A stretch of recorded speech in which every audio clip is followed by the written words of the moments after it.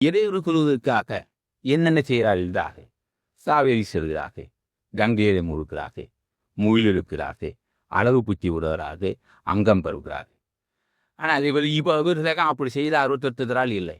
உள்ளம் உருகி போய் இப்படி சுப்பிரமணிய ஆதி தலைவன் அகத்திய சின்னடி வந்தால் இப்போ இப்படி தான் பேசுவார். இது சுப்பிரமணியது அவரை அறிமுகப்படுத்த முடியாது. ஏனென்றால் ஆதி தலைவன் அப்படி முன்னோர்கள் அவர் எப்படி அறிமுகப்படுத்தியிருக்கிறார் என்றால் வள்ளி தேவையானை கணவன் அறிமுகப்படுத்தியிருக்கிறார்கள். நாம் அந்தபடியே சென்றுதான் பேச வேண்டும். எது முன்னோர்கள் செய்திருக்கிறார்கள் அது மாற்ற முடியாது.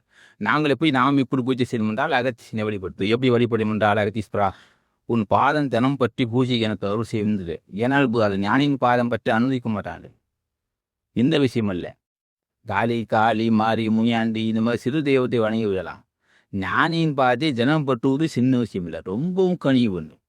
அப்போ யார் ஞானியின் பாதத்தை பற்றலாம் என்றால் எவன் உயிர் போல் தரண்டை காட்டுகின்றானோ அன்பு காட்டுகின்றான் அவன் தான் ஞானியின் பாதத்தை பற்ற முடியும்.